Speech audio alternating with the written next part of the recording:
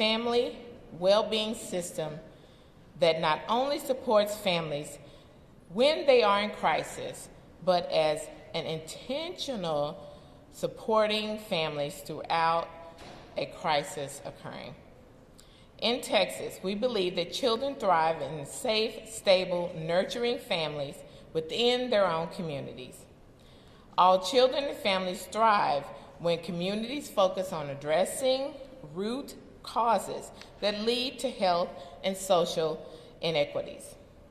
Each year, the month of April is dedicated to recognizing the critical work being done across Texas communities to meet families upstream before a crisis occurs, and often access what is needed immediately to address changes and help them face and mitigate factors that lead to child maltreatment.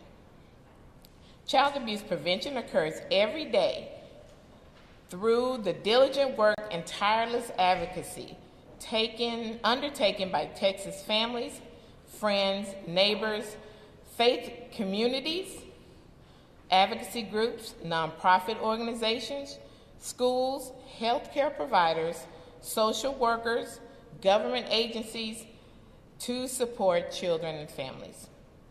Every day, there is critical work being done across our state to keep children safely with families. Policies and services that put families and help strengthen all of us and during times of uncertainty or increased stress. Working together, we can relieve some of the overload that parents experience and free them up to focus on caring for themselves and their children. Child abuse prevention cannot be done alone.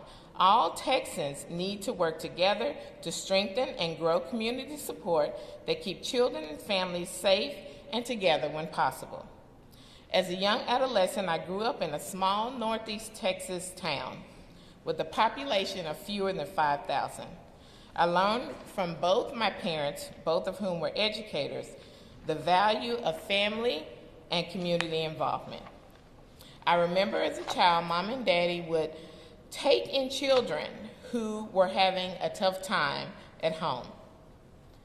Someone's parent was suffering from addiction.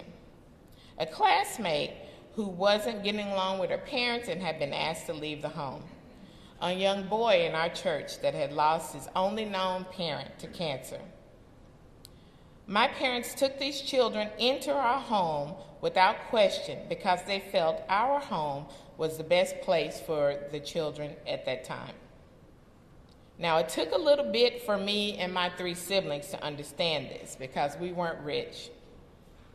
My parents were teachers, raising 4 kids, but Mom and Daddy taught us the lesson of selflessness.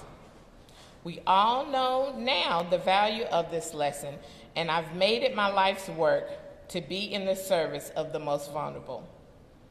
Sacrifice to me means you have the chance to leave an impact on your family, on your community, and bring hope to children in need. In my 27 years with the department, I try my best to answer this call every day. Children and parents depend on me, and thousands of DFPS employees across the state of Texas. But we cannot do it alone. An unsafe child is a child without hope and all too often without a future.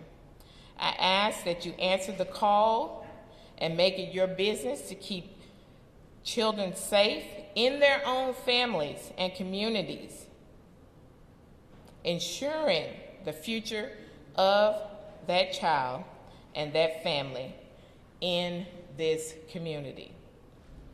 So I hope today you will answer the call and be the hope for children in this community. Thank you.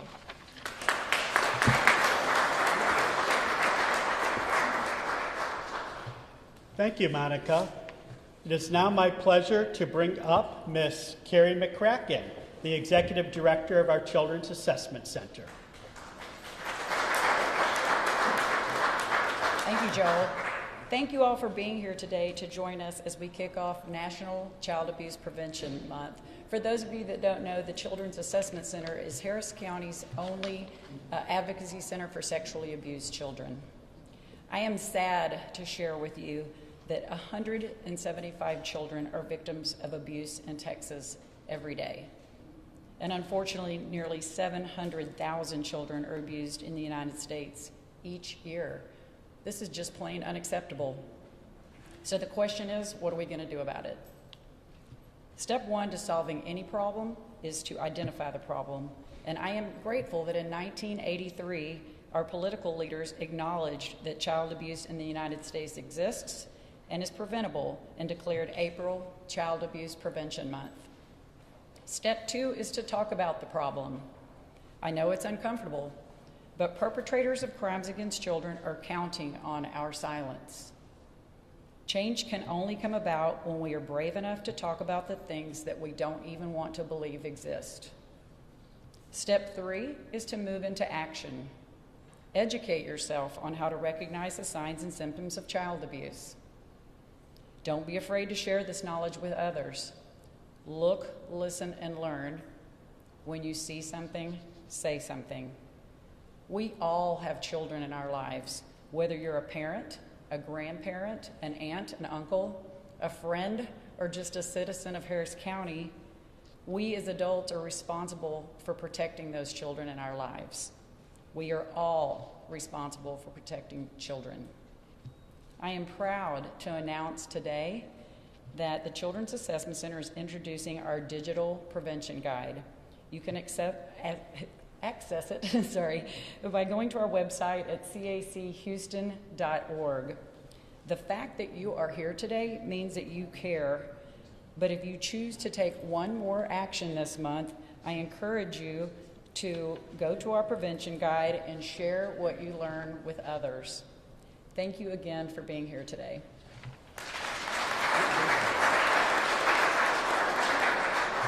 Thank you, Carrie. It is now a great honor to bring up our Harris County Attorney, Mr. Kristen Menefee.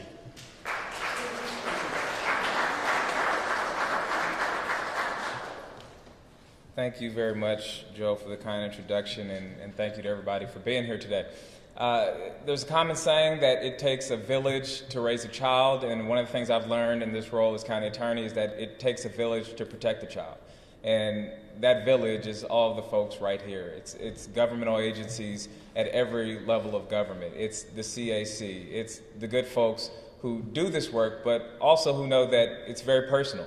In the 1950s and 60s, there was a young African-American couple who was raising 10 children in the Jim Crow South while battling addiction, substance abuse, and a host of many other issues. Now, those 10 kids found themselves in and out of children's homes and foster care in various states throughout this country. And out of the 10 kids, one of the children, a daughter, went on to join the military and move on with her life, and she repeatedly, throughout the childhood of her children, told them about her experiences. And that daughter is my mother.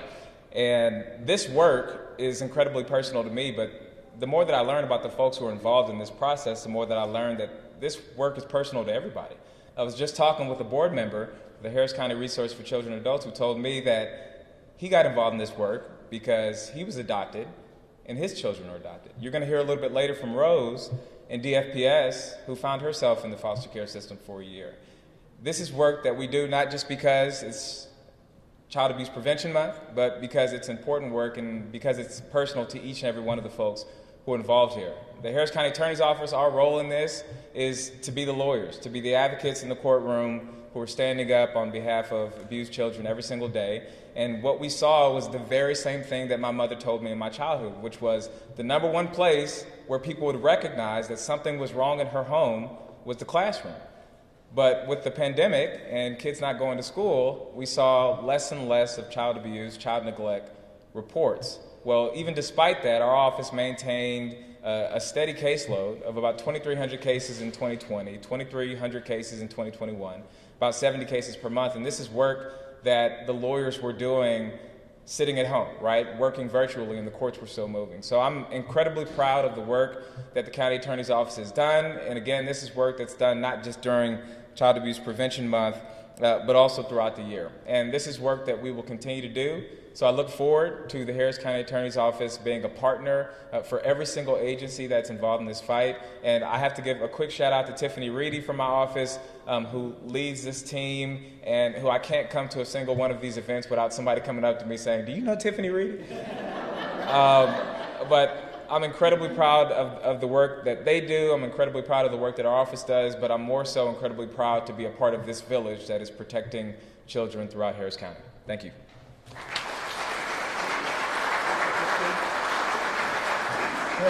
Thank you, Christian. Our next speaker, we're planning on Sheriff Ed Gonzalez, who doesn't miss these child abuse press conferences.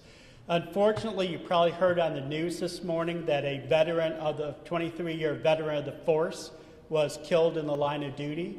And so Sheriff Ed Gonzalez has something much more important to deal with this morning, and our hearts are with the family.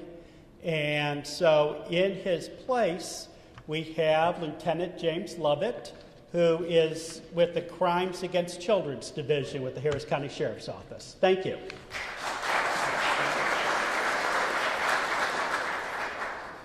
Good morning. The sheriff does regret not being here, but he is where the family of the sheriff's office needs him this morning.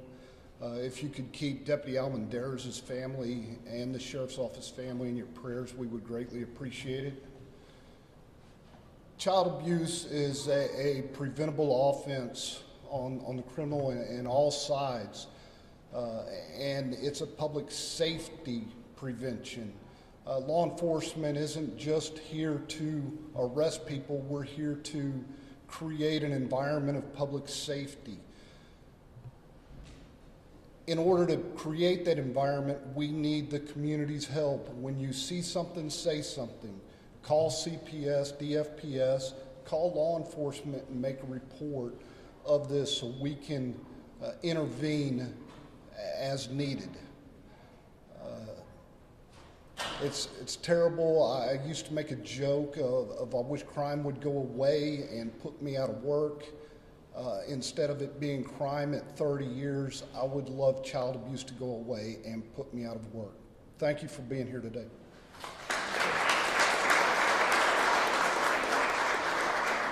Thank you, James. And it is a real pleasure to bring up our last speaker.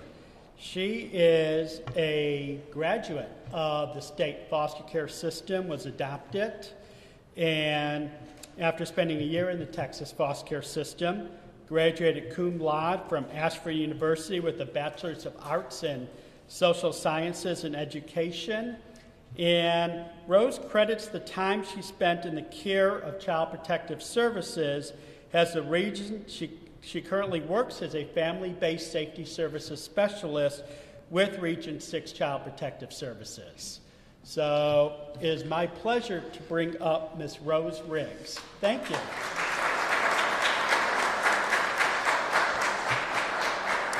Good morning, and thank you for having me. So on the sheet you have, it clearly says that I'm a former foster child, and no offense to anybody, but that is not who I am. That's who I was. So I am a family-based safety services supervisor out of Azoria County. I have been with the Department of Family and Protective Services for 5 years.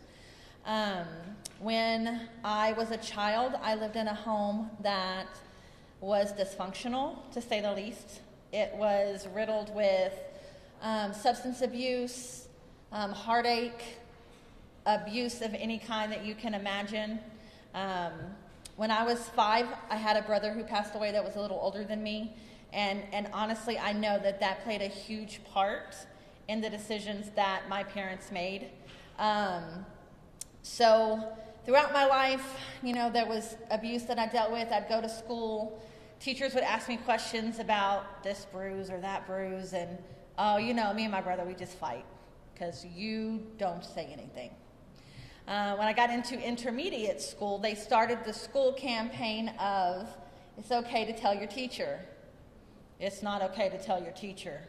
But y'all remember this was like 1990 something, okay? It is okay to tell your teacher now. It's okay to report to an adult now. So I kept my mouth shut. You know, there was nothing I could do at that time that would have made my life better in my mind. This was what I knew. This is what I was comfortable with. This was normal to me.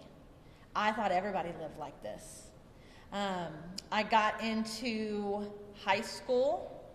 The abuse in my home continued to progress into situations that I couldn't handle anymore, and I couldn't hide anymore. I had a student friend that approached me one day out of the blue. I have no idea why she asked me this question, but she asked me a very specific question about the type of abuse that I was going through in my home. And her simply asking me gave me the courage to speak up and tell somebody.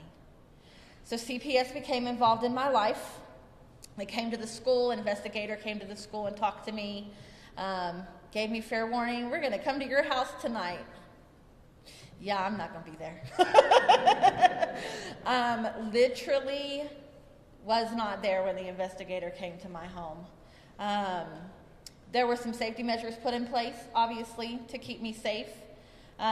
Those safety measures were not followed, which ended up with me being removed legally and being put in the foster care system. Thankfully, I was blessed. The placement I went to was immediate. And I stayed in that placement, was adopted by that placement, had a very loving home that I lived in.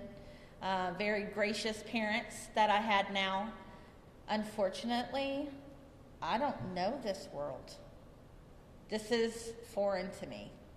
So you grow up in this world where abuse and drugs and dysfunction and anger and all of that is normal, and you're placed in this new home with this family that hugs you and it's not uncomfortable. They kiss you on your forehead and it's not uncomfortable. They tell you they love you and you start to feel all these things you never felt before. But I'm not going to get hurt again, right? I'm not going to be that victim again. Nobody is ever going to hurt me. Nobody's ever going to abuse me. Nobody's ever going to abandon me again. So you start to push and you push and you push. And unfortunately, I sabotaged my placement. I was already adopted. My CPS case was closed. But I was asked to leave. And that's not unlike our youth that we have today. Our older youth, and they don't even know they're doing it. I didn't know I was doing it. I didn't know that I was putting everybody at an arm's length because I didn't want to be hurt again. It took me years of counseling and therapy and realizations to figure that out. Our youth today do the same exact thing. I see it repetitively. They get a placement and they sabotage it. And they don't really even know why. They don't know why they're so mad. They don't know why they don't want to be there.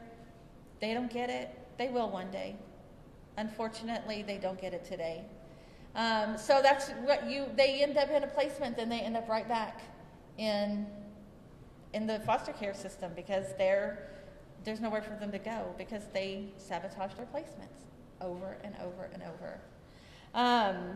I will say that when I left my adoptive parents' home, the first place I went was back to my biological parents. That is not uncommon. People don't understand it. Caseworkers still don't understand it. But it's what you know. It's what you're comfortable with. It's real life. So for a year after I left my adoptive home, I bounced around from place to place. Travel trailer, friend's couch, apartment that didn't belong to me. It belonged to a friend that wasn't staying there.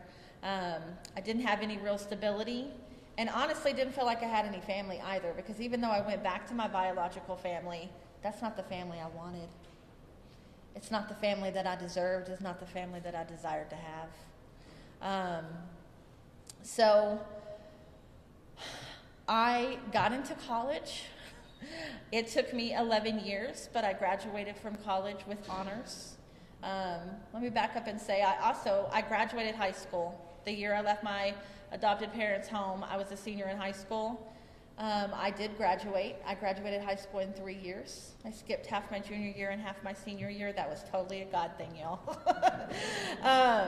So after 8 years, I did rekindle my relationship with my adoptive parents.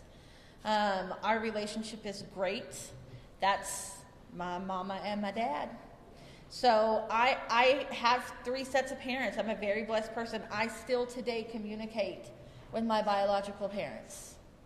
My child knows who my biological parents are. My child is old enough now that he knows some of the things that I've been through, and he knows why mama's so protective when they're around.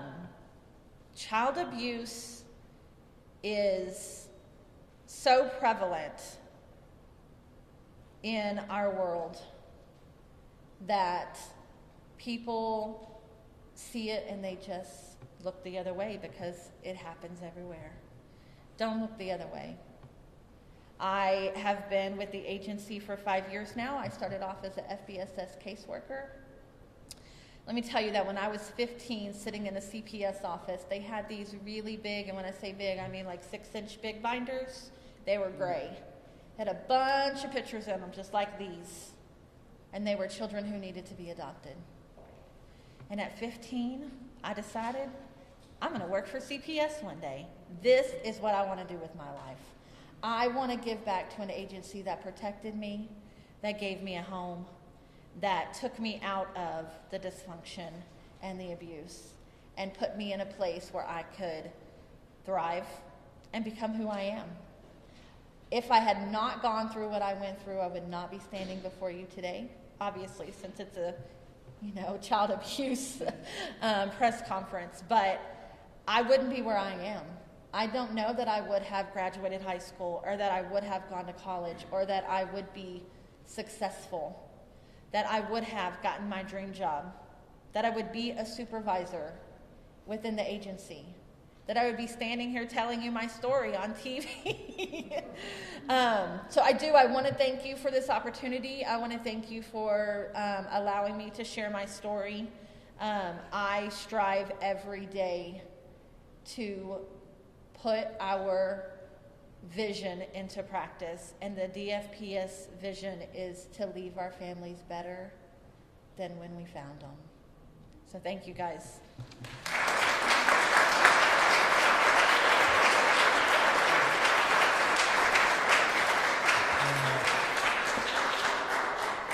Thank you, Rose. That's hard to follow. Lived experience is, we learn so much from lived experience. Let's give her another hand.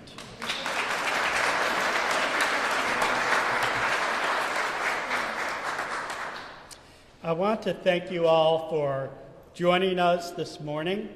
We all play a role in keeping children safe and helping families thrive by strengthening them through resources and support. When we make an investment in children and families, the next generation will pay it back, becoming productive, responsible adults. Let's all do our part to make Harris County a safe place for children to grow up. So thank you for coming today. Please stay around and look at the pictures and inscriptions from our Heart Gallery. These pictures are a lot nicer than the pictures we used to have in those binders that Rose talked about. These are professional portraits. And it really does, it's a national best practice, and it really does increase awareness of adoption, and more communities that have heart galleries have a much higher rate of adoption than communities that don't. So, and if you'd like to have a heart gallery exhibit in your office or your lobby, or you have ideas of where we can show these pictures, please talk to Tammy Hetman back there. Thank you.